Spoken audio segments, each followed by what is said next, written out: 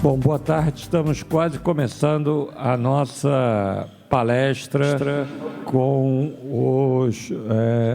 o Brian Brooks, que é um advogado, um banqueiro, trabalhou no governo em 2020 e também era um dos grandes atuantes também de PayPal.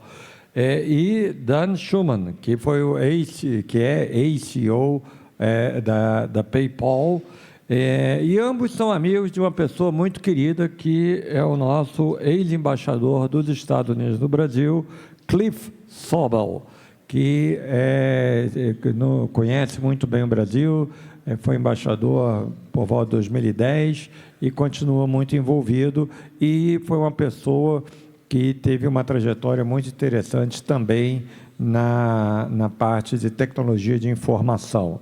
Então, todos eles são do mundo da tecnologia de informação, mas cada um é de um lado do espectro político, e por isso ambos vão estar aqui em condição, liderados pelo Cliff, de dar uma visão do que a gente pode esperar dos Estados Unidos com o governo da Kamala Harris ou do Donald Trump.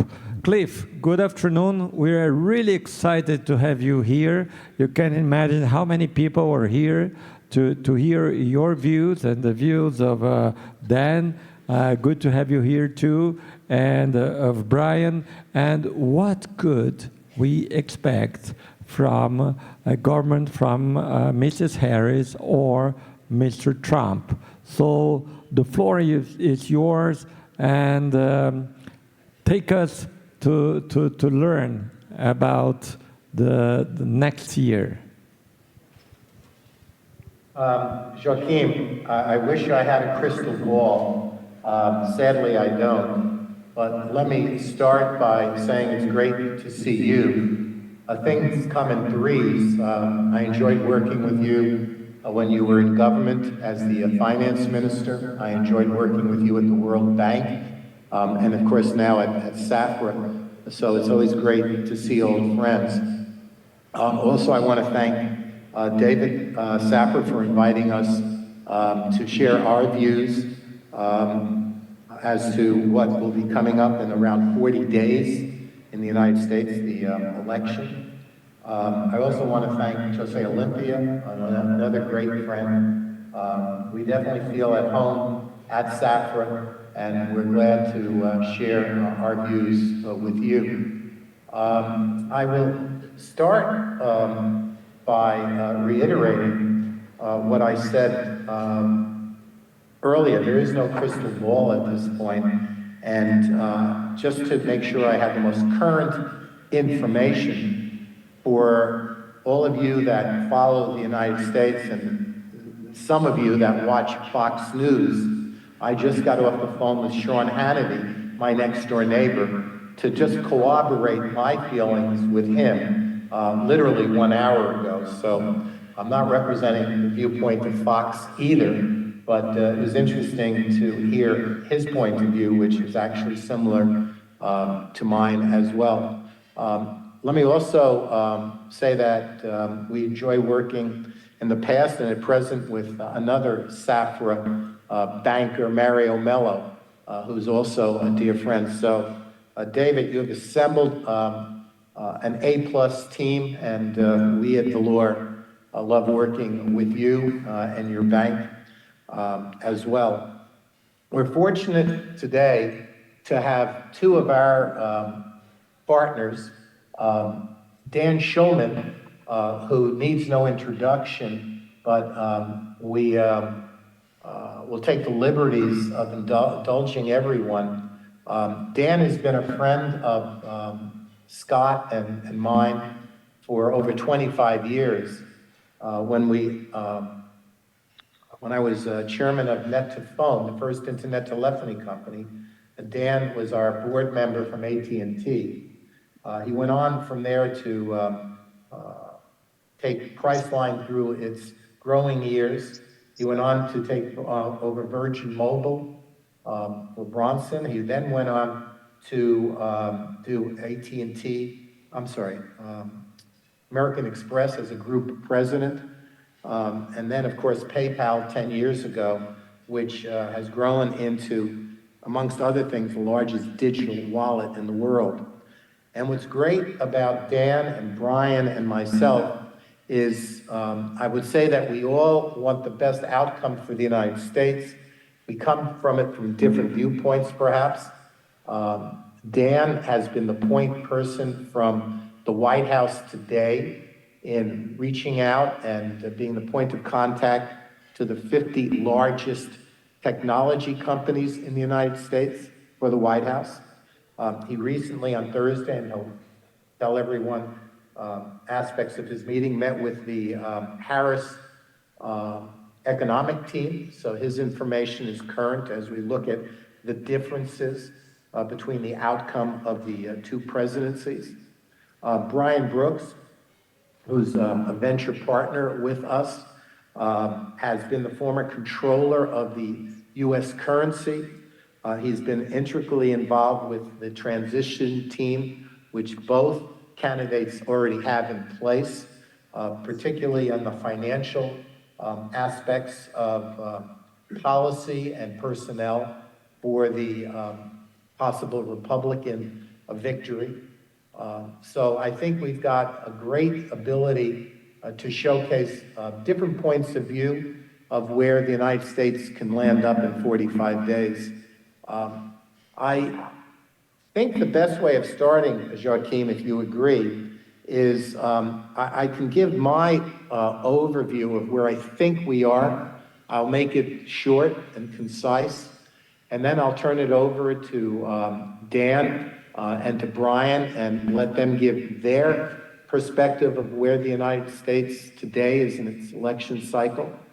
And then I think, as I was asked by you and Jose Olympia, to take a couple of different policies and look at how the two possible administrations would look at those as far as how they would incorporate them into the next administration.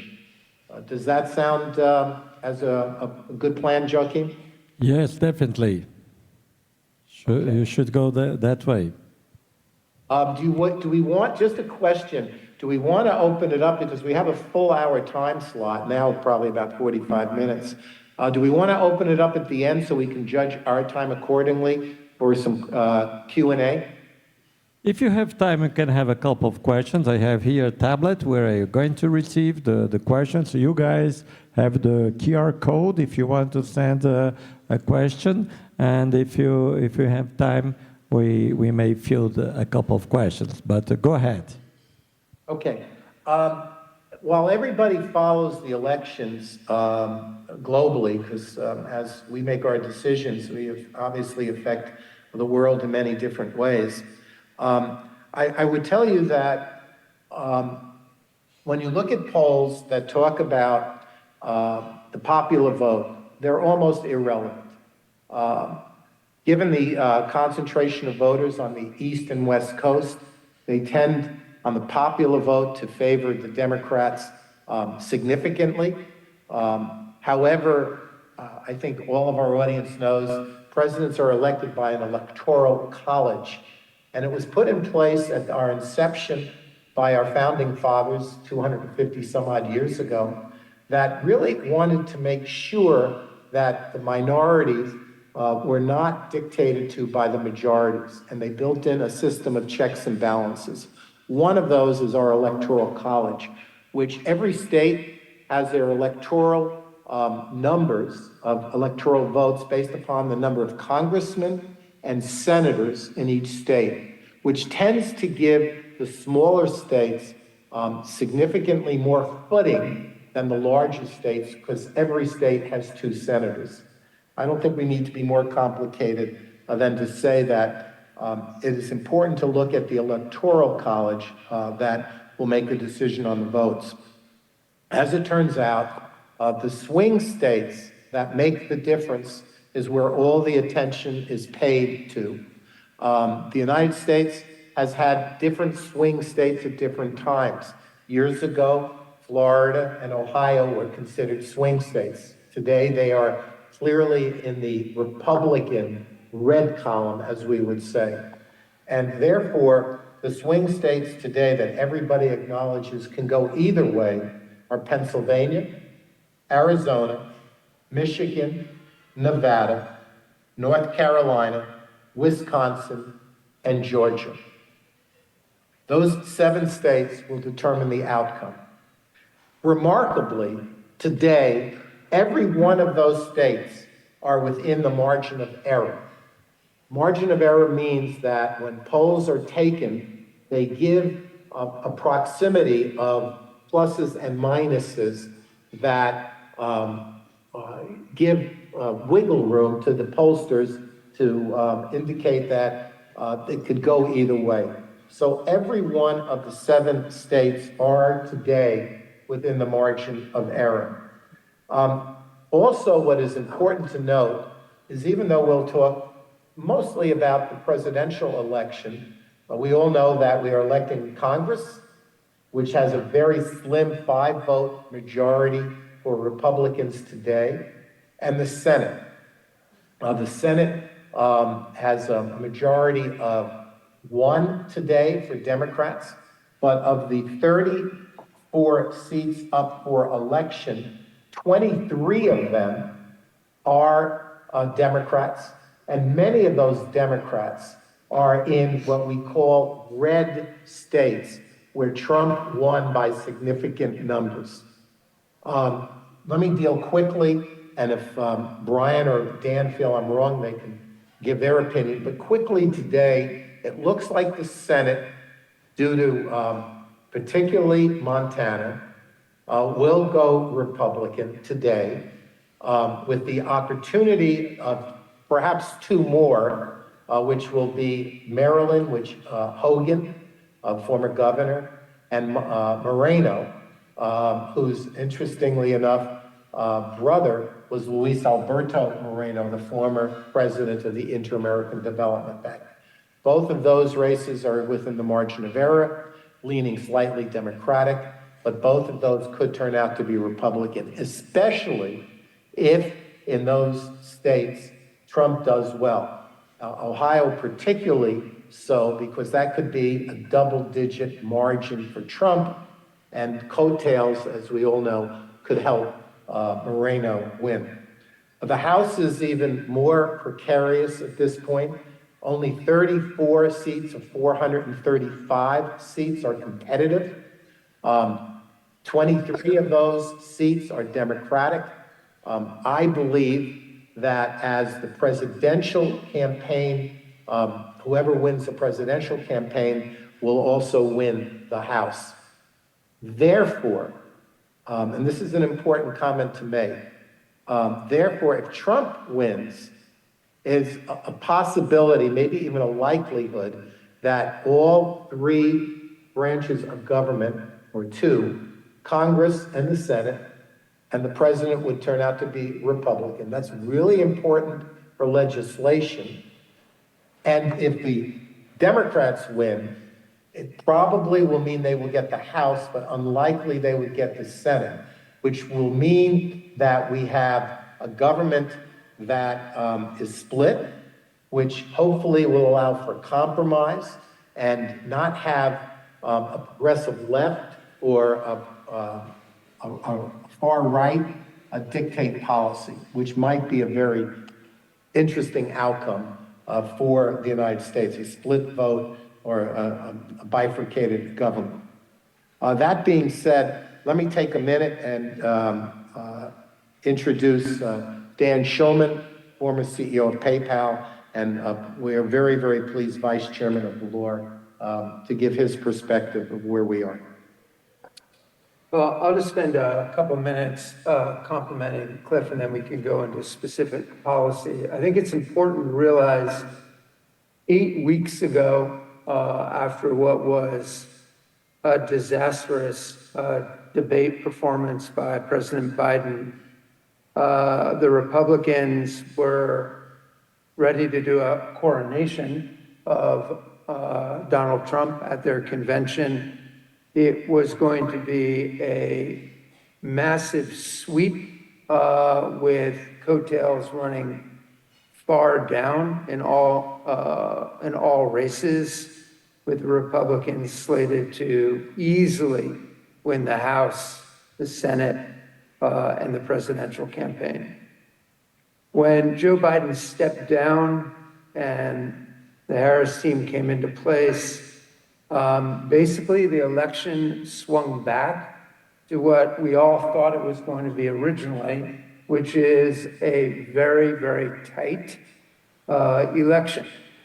Most of the Democratic base has come back into the Harris camp, and the Republican base has been solidly in the Trump base, and we are neck and neck, as Cliff said. I would think, regardless of who wins the presidency, whether it be Harris or Trump, that you'll have a divided government.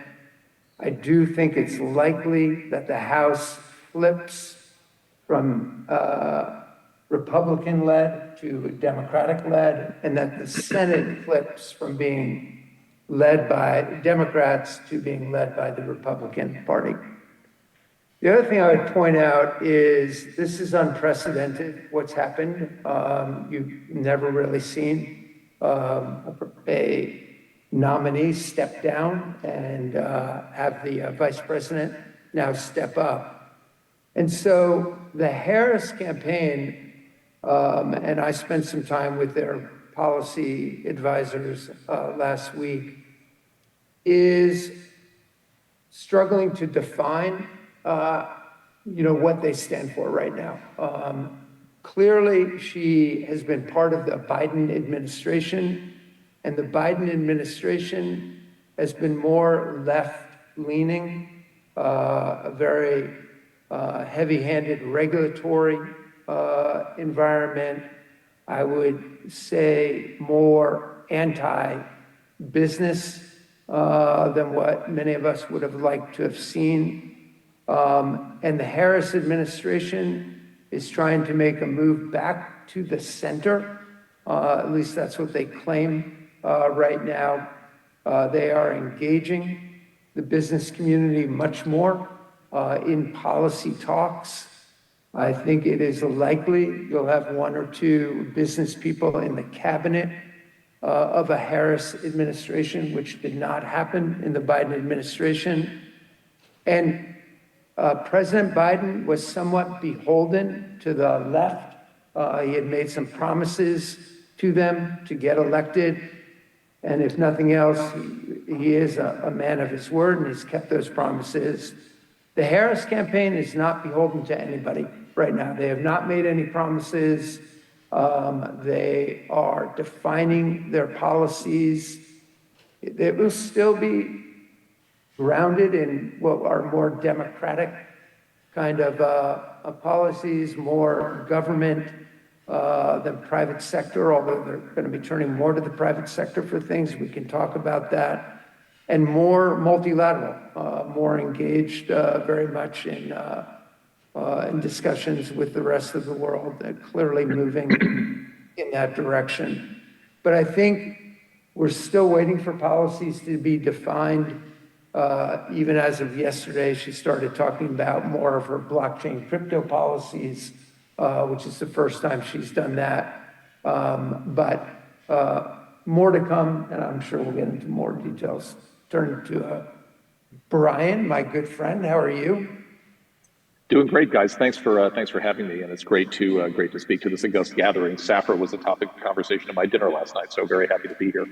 I would, guys, I would start by just echoing what Dan said. I think I want to believe Cliff's viewpoint that whoever wins the White House is going to win the House of Representatives, but I think given where these races are, and it's likely the House is going to be determined by a series of seats in California and New York, I think that the Democrats will take the House, the Republicans will take the Senate, and really the interesting thing is who wins the White House. For those of you, from Brazil and from LATAM generally, one thing to keep in mind is it matters a lot that the same party has the House and the Senate, because the Senate is required to confirm appointees and it's also required to ratify treaties. And so to have a functioning government, you can have a functioning government where the House and the Senate are divided. It's very hard to have a functioning government where the presidency and the Senate are divided. So I think if Trump wins and the Republicans have the Senate, the Trump agenda will largely happen, versus if Harris wins and she doesn't have the Senate, that will tend to at least have a forcing function on moderating who her nominees for judgeships, for cabinet positions, and those kind of things are. So agreeing with all the political analysis that Cliff and Dan have had, I'm going to just make a slightly different comment about the overall environment, because my personal view is whoever wins the White House is going to face a very challenging first 6 to 9 months, regardless of what their political tailwinds might look like. And I say that for a couple of reasons. First of all, on the economic policy front, which is really where I focus, I think that there are a lot of signs of warning ahead. I'll start with the rate environment. So most people, including the equity markets, think that a 50 basis point rate reduction, which is what happened at the Federal Reserve last week, is a good thing. They think that's going to jolt economic activity. It's going to allow some commercial real estate loans to be refinanced more attractively, et cetera, et cetera. And that's all true to some extent. On the other hand, the credit news in the system is pretty negative. Credit losses, credit provisions at American banks are all up and continuing to rise. The OCC, which is the national bank regulator that I used to run, just put out its quarterly risk report in which it warned that both residential and commercial foreclosures are likely to mount in the coming 2 quarters, and that consumer credit losses are increasing across banks of all sizes in the United States. So that's scary. What's even scarier to me, though, if I'm the incoming president, is that historically, when you have a period of high rates and then a rate reduction is commenced with a 50 basis point decrease instead of a 25 basis point decrease, that tends to predict significant unemployment increases in the next 12 months.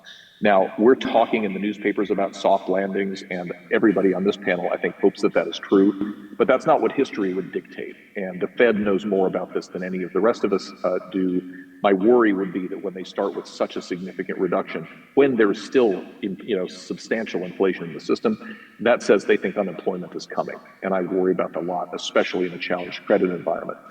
The other thing that really nobody's talking about in the American election has to do with foreign affairs. Other than immigration, it's quite amazing how irrelevant the fact of 2 wars and a potential Chinese incursion in Taiwan has been in our debate about who ought to lead this country, or what our military policy should be, or what our sort of commitment to the AUKUS alignment ought to be, or whatever. And if you think about what is the factor that could jolt everything, that could derail all other policy priorities, it would be either a full-scale regional war in the Middle East or a Chinese invasion of Taiwan. And neither of those is unthinkable at this juncture. So my belief is whether my guy wins or Dan's person wins, it's going to be a very, very, very challenging first 12 months. Well, I mean, I would just add on top of that, Brian, I think in our country, and you and I have talked about this, 2/3 of the country struggles to make ends meet anyway. And so you add on top of that all the COVID benefits running out now, people now coming into their savings account. Savings is lower than it was before COVID. You definitely are seeing low income and at least lower middle income pulling back on spending right now.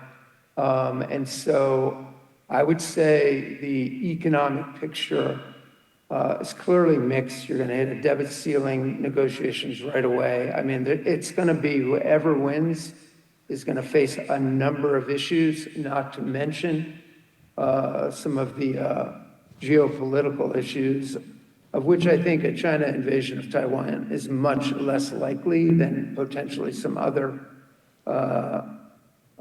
activities, but we can talk about that. Let's stay on that. I wasn't going to go in that direction, but thank you for your optimistic outlook, Brian. It's always a pleasure. Let's stay on that subject for a minute. There have been a number of speculations that, given Harris's background and interest, she'll be much more focused on domestic issues, and she's not really well known to deal in the foreign policy arena. at this stage. What's our outlook for the differences with the Trump administration or a Harris administration as it relates to the issue, the geopolitical world? We'll get back to domestic policy, which is what most Americans will be voting on. But how do we see a difference between the two? And how does the world look at the difference of the United States under the leadership of both? Well, I'm happy to start with Trump just as a perspective. So first of all, we know a lot about what a Trump presidency might look like because we've had 4 years of it, whereas we really have no idea what a Harris presidency might look like. On the Trump side, you're likely to see a number of very familiar faces in important roles. You could see former National Security Advisor Robert O'Brien as Secretary of State. You could see former Secretary of State Mike Pompeo as head of the Pentagon. There are some usual suspects being mentioned for CIA and some other roles. So if you believe personnel is policy... Brian, talk a little bit slower. It's easier when we're dealing with languages and everything. It's a little bit slower. I know Sure. that we're all energized here, but... How about if I just talk louder, Cliff? That's what Americans usually do. I'll just talk loud. Don't you speak English? No, what I was saying is, many of the faces you would see in a Trump administration are probably going to be faces you've seen sometime before. So if you believe personnel is policy, which is a common saying in Washington, there's something about that if it's not reassuring to you, it's at least familiar to you. What I would say, though, is more important, and this picks up on a theme that Dan was mentioning a second ago, Trump in the first administration showed an unusual willingness to act unilaterally or bilaterally versus multilaterally. So Trump had a deep skepticism of the UN. He had a deep skepticism of European region-wide trade agreements. He didn't like NAFTA initially and was looking for a bilateral relationship with Mexico before he put, the USMCA program in place. So first of all, the willingness to abandon some of the kind of systemic agreements that have governed the world for the last 60 years and to focus more on one-off relationships with leaders, that's a unique thing. And the other thing I'd point out, Cliff, in this broader world is his willingness to use tariffs as a bludgeon. In other words, rather than inducing people into a free trade zone, which is what Democrats and Republicans have tried to do really in the post-war era, Trump showed himself very willing to bludgeon his opponent with ruinous tariffs, even if it meant short-term pain for American consumers, on the theory that, everybody, even our enemies, wants access to our markets, and a high enough tariff will bring somebody to the bargaining table. That's less the traditional Republican approach, and it certainly isn't the traditional Democratic approach. So I would say unilateralism is one of the things you could look to. Interesting. I will tell you this, and we'll come back to reflect upon it. I was shocked when Trump gave his economic address to the Economic Council of New York a few weeks ago. He talked about the use of sanctions being effective only if they're very limited for short periods of time. It sounds like he's been made aware that the sanctions have really put at risk the international settlement system of SWIFT and has created momentum to look at alternatives. Yeah. But let's you can. I'll just make a quick comment on that, and then happy to turn the floor over. I think one thing that the Trump administration did learn in its first go-around was when you start using, our sanctions authority to do things like freeze central bank dollar assets held abroad, as we did with Russia upon the invasion of Ukraine. There's a lesson that says your ability to govern the system depends on people being invested in the system. But as soon as you show people that their dollar assets may actually be at risk, that you're willing to use sanctions that seize property, they don't just attack people, but they actually seize assets in that way, that affects U.S. soft power. And so we can only use the sanction system effectively as long as dollars are the asset of choice. Anything that threatens that, including the sanctions regime, is a problem. And I do think that's something that's been discussed in Trump circles. That's very interesting. Dan? Well, I think clearly the commercial sector and the geopolitics and military sector are being used interchangeably as weapons right now. Clearly, when Russia invaded Ukraine. There's tremendous pressure on businesses to withdraw from Russia, which we did. For almost all U.S. businesses did that. We weaponized the SWIFT system, which did not work particularly well, but definitely put the world on alert that that if it can be used in this instance, it could be used in other instances, and who's to say when it might be used or not, as opposed to it being a neutral set of rails for the financial system. I think on top of that, what's happening is a host of new infrastructure that will become the rails of the new system. And those are going to clearly be blockchain open type of systems that are going to be much more cost efficient, much faster, much more inclusive, but less controlled by a government or entity. And I think there's a lot of power in that. I think the U.S., including the Harris team, and clearly Brian and I have had a lot of conversations about this, and we agree on almost all of this. The U.S. needs to come up with a comprehensive regulatory framework on how we're going to look at blockchain infrastructures, how we're going to look at CBDC issued by the central bank, if we do that, and how we manage stable coins as well, which could be a very powerful implementation of the US dollar going forward. But clearly, if you look at what's happening in Brazil, which in my view of the world right now is the leading country in the world with a comprehensive regulatory framework, putting into place a very comprehensive digital public goods infrastructure for the tokenization of the economy. We're all going to learn a lot from Brazil, but I think each country is going to need to put into place a regulatory framework to see how they take advantage of those new assets, because they will be used increasingly in any geopolitical disagreement that the United States has with others. Yeah, I want to stand this one point for one more minute, because it's a point that we at Valor really are engaged with daily, and that is the relationship with the Central Bank of Brazil. I don't think Brazilians realize that Brazil is leading the world with digital finance, whether it be the PIX system initially or now the CBDC. We just finished a trip to Qatar, UAE, and Riyadh, and the central banks there all wanted to meet with us because they were interested in what's happening in Brazil. The good news here is that Trump has been very engaged in the subject matter repeatedly, and Brian can talk about that because he's an integral part of the team that really has made digital finance an important aspect of the policy part of the Trump campaign, which is remarkable because up till now, our Fed has not really led on that effort, but has really not even been at the table. And then Dan only today told me that the Harris campaign finally has picked up on that. So is the United States making that pivot finally to engage global digital finance?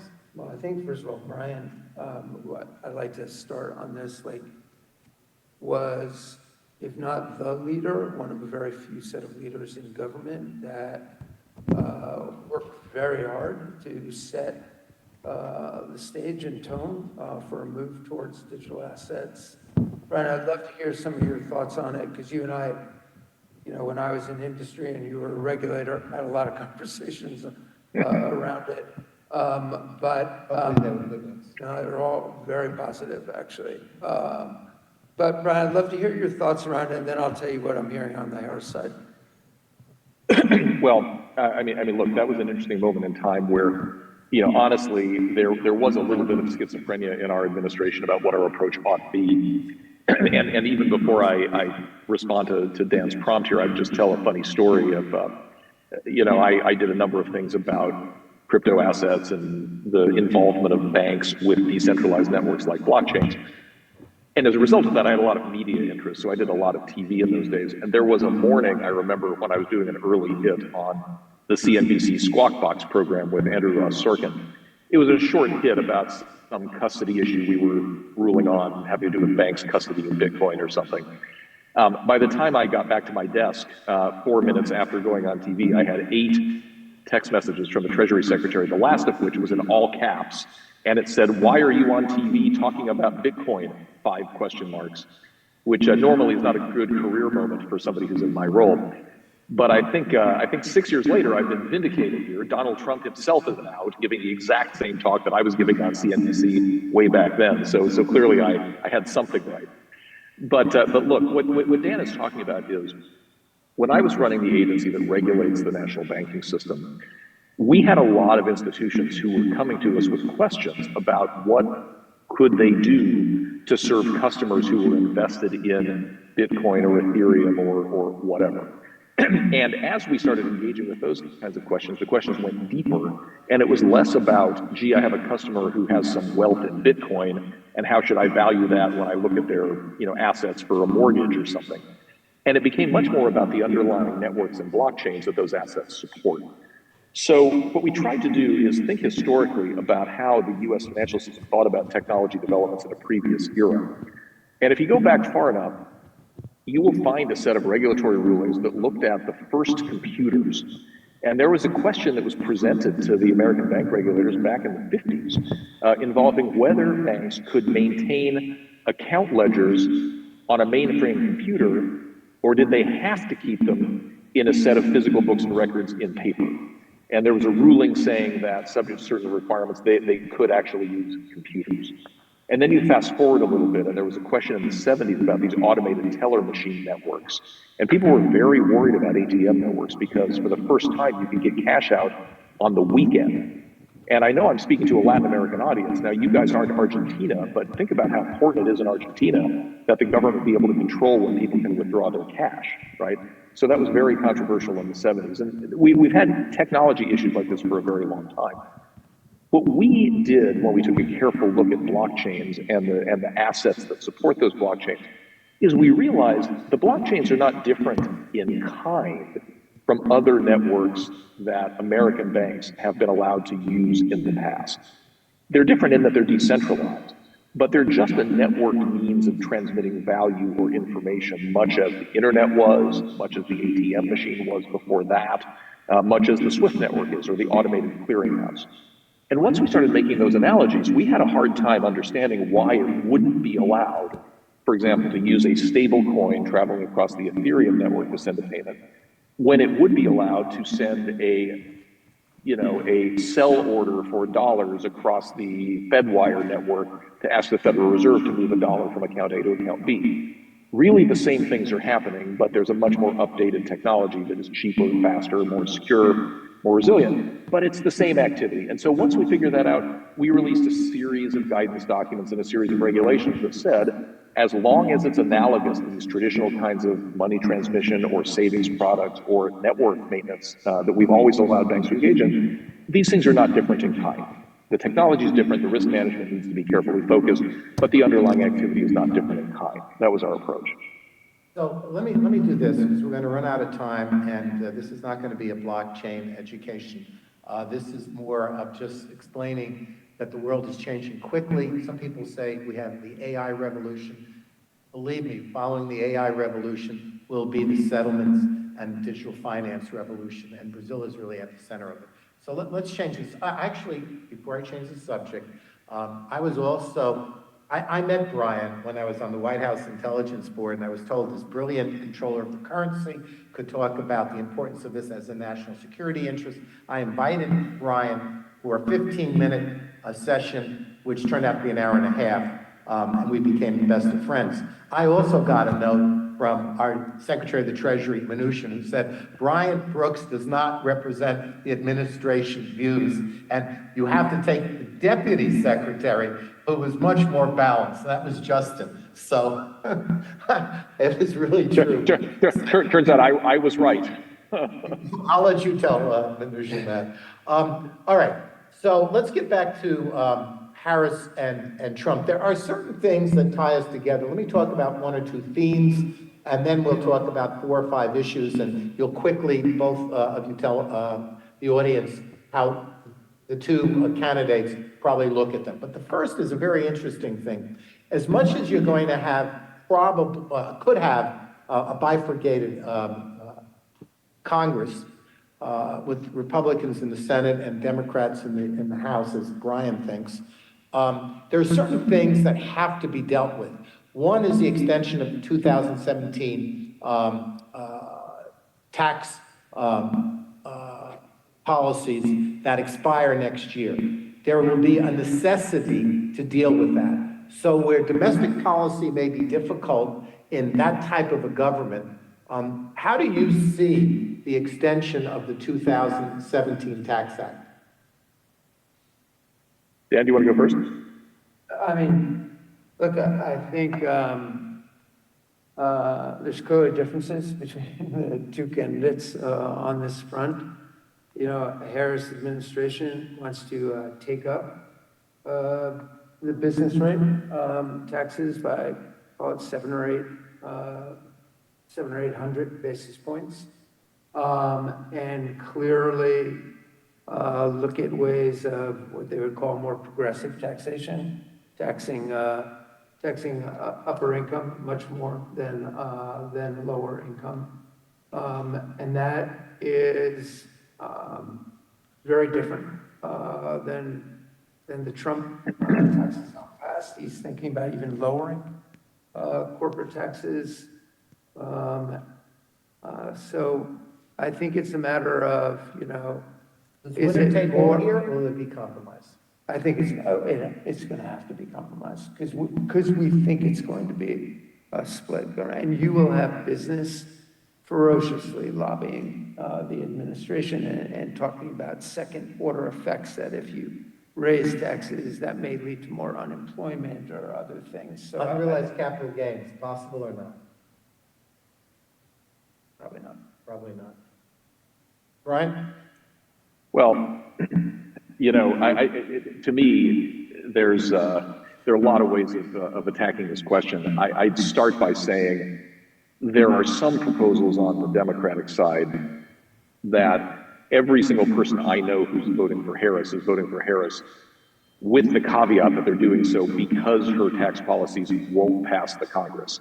So it is an interesting phenomenon of a lot of people voting for somebody that they fundamentally and profoundly disagree with, and they're counting on Republicans to make sure that doesn't happen. And one of them is this wealth tax. The problem is, and I'll just tell you, there are kind of two perspectives on the populist right about the wealth tax, and then I'll kind of get more to what I think Trump wants. One perspective is, you know, there is a lot of wealth inequality in this country, but the problem has been the way that either party has tried to address wealth inequality has been to tinker with marginal tax rates. Marginal tax rates don't really have any impact on the rich because the rich people don't really derive income, right? The rich people own assets. And so, you know, if you take a guy like me, there's a famous article 10 years ago called The Revolt of the Fairly Rich. And it's about the lawyers and the bankers and the accountants and, you know, the people who make a lot of money, but they don't make billions of dollars, they make millions of dollars. Those people are the very people who, whether they pay 37% or 39.6% or some other number, they're just a political football, but they are irrelevant in the wealth inequality discussion. Only a wealth tax could attack that problem. The problem is when you frame a wealth tax in terms of unrealized gains, you create massive selling pressure on the real estate market, the stock market, and everything else. So everybody gets poor. Like, even if I'm not paying the wealth tax, if Dan and Cliff have to sell a bunch of assets to pay their share of the wealth tax, my retirement account declines in value. So nobody wins in that kind of an environment. But here's the funny thing about Trump and Harris that is interesting is they've weirdly adopted some positions that each other agrees with. And in a world where Donald Trump is the president and the Democrats have at least one House of Congress, those things probably are the core of how you get this done. So for example, the Trump tax reform limited the ability of residents of high-tax coastal states to deduct their state taxes from their federal income tax return. That was a signature element of how Trump paid for his tax cuts in the first place. But now he's saying that he might support repealing that. That might well bring along just enough Democrats in New York and California to get the rest of his tax program reenacted for another 10 years. So that kind of thing could happen. They've also both campaigned on getting rid of taxes on tips. So the point is, there's some weird things at the edges where Trump's not really a Republican. He will agree with Kamala Harris on some popular issues, and that's maybe where an agreement comes together. That'd be the next subject. But by the way, I just got a note. Some of the Brazilians in the audience would like you to talk to President Lula about a wealth tax and explain all that to him. I'm happy to do that as long as I'm not physically in the country. I'm happy to do it. Let me talk about the Rust Belt and protectionism and tariffs. Because it happens to be these swing states I mentioned earlier. Many of them are what we call the Rust Belt, the old industrial center of the United States. And protectionism is definitely part of a Trump campaign message. He might not say it that way. But where did the two candidates, and let's try to be brief, where did the two candidates come out on protectionism and tariffs? Brian, you want to start off? Because obviously. Sure. I mean, look, Trump is, again, not a traditional Republican. So he's been in favor of tariffs to protect American industry. And I'll just tell you one quick anecdote that I talked to him about directly back in 2017, which is I'm from one of those Rust Belt towns. I grew up in a steel mill, single industry town that was killed by foreign competition and labor union activity in the late 1970s. Trump's view is those are the towns that need protecting, and we should prevent China or Japan or Korea or whoever from dumping steel or textiles or microchips or whatever the asset is when they have either unfair labor practices over there or whatever. So Trump favors that. But my footnote on this, guys, would be the impetus for that goes away because in other countries, labor is not as cheap as it used to be. And markets have a way of finding an equilibrium. So in China, people don't work for 5 cents a day anymore the way that they did 10 years ago. And that means that these things are ultimately not be as relevant as maybe he thinks they will be. Yeah, and also, Brian, I mean, global supply chains are being redefined anyway right now. So you've got clearly a move out of China into both Southeast Asia and into Latin America. And that will drive. I think it's interesting how some of the unions are now not endorsing either candidate. I think they're ready. Yeah, which is really interesting. Typically, you would see All Democrats. All Democrat, and now I think they're waiting. I think both Trump and Harris understand and want. Employment is what it's all about right now, and they really need to focus on that. I think Brian brought that up right away. Unemployment is a looming issue. It's a looming issue, not just because of this, it's a looming issue because of what can happen in the AI front, where AI, which is moving faster than anyone realizes, could have a very profound effect on unemployment. We'll leave AI for the next Safra conference. Yeah. 3 other points, which I just want one sentence on from each of you, as many sentences as you want. Immigration, China, and energy. I mean, immigration is the most important issue in the campaign, I think. And that's why even though people thought that Trump lost the debate the other night, the only thing anybody talked about afterwards was eat the cats and eat the dogs, which was his meme about immigration. So weirdly, he looked like he did not look good at the debate, but he set the agenda coming out of the debate. Energy? On energy, there is still energy inflation in this country, and every single thing in this country has that flow through its price structure. So energy has got to be addressed through more production. That's a big issue between the two candidates. Where do we have the best outcome with China? Harris or Trump? Trump, because Trump's so crazy, he just might do it. Immigration. Thoughtful immigration, I think clearly the U.S. needs immigration coming in. It's just such a trigger issue because of this 2/3 of the country struggling to make ends meet and worry about immigrants coming in and taking their jobs. But clearly, we need logical immigration coming into the country. Sean Hannity just said that Harris just made up her mind to go to the border tomorrow. That's going to be a big story. Energy, right. That was my reaction, Brent. I wouldn't do that today if I were her. No, exactly. I'm shocked she's going. Having not done as borders are. It shows the importance of the issue. Yeah, I think it is it's a huge issue because it You're relates Democrat, directly but to anyway, go. unemployment. Energy-wise. More clean forms of energy is what she is going to focus on. Pipelines in the United States, more drilling Likely not, with Harris. Yeah. With Trump? possibly, yeah. Yeah, I would think so. China, by the way. China and the Ukraine. Let's talk both, and then we'll give who's going to win. China is one of the few issues that Democrats and Republicans are massively unified on. And it defines China as a very strategic competitor. You have a lot of unilateral agreement around that. Ukraine? I think Ukraine right now, everybody's trying to figure out what the end state needs to be. It can't go on the way that it is. I think that means both Zelensky needs to realize he can't win this war, and Putin needs a face-saving mechanism. I think both campaigns are focused on that. Trump may be more, I'd love to hear Brian's view on this. Trump may be more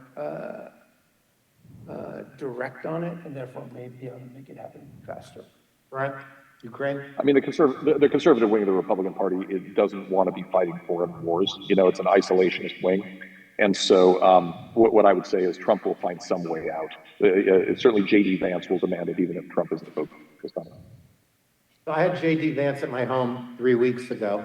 I had this very specific conversation with him because I was concerned he was an isolationist. He is 100% not an isolationist. He would say he's a realist because he believes there's going to be a ceasefire in place. Maybe they'll trade a little bit of land here and there. And if you know the inevitable outcome, let's get it over with. And the United States can't make blank checks anymore. Exactly. Which is the same result. So different analysis, same result. I'll put you on the spot first. Who's going to win and why? Trump is going to win because weirdly he's got a small but durable lead in Pennsylvania, and I think that's the only state that matters. So I think Trump's going to win 286 to 270. Sean Hannity agrees with you. I thought I shouldn't say it that way, but right now Pennsylvania looks like today where the election might be decided. Yeah. I think Harris wins, and I think it comes down to Pennsylvania. I think it's one of the few states where she does have a polling lead, although I would just say these undecided voters that are now a small portion of the base, they lean younger, black and brown skin, and you would think that would move towards Democrats. However, the number one issue that they're concerned about are economic issues, and that favors Trump. And that's why it's so hard to predict right now, but I would say Harris by a nose would be We'll see Hey, Cliff, can I just say one last word, which maybe this audience isn't aware of, just to frame it, which is you hear that Trump is behind in the polls nationally and in some of the states, which is true. But the main thing that everybody needs to understand is Trump is running 4 to 5 points ahead of where he was running this time in 2020. And typically the polling undercounts the support by 5 or 6 points. So if he's only down by 3, he wins in a landslide. And that's exactly the conversation I had an hour ago. I was not going to say that. I'm really glad you did. no way he wins in a landslide, but okay.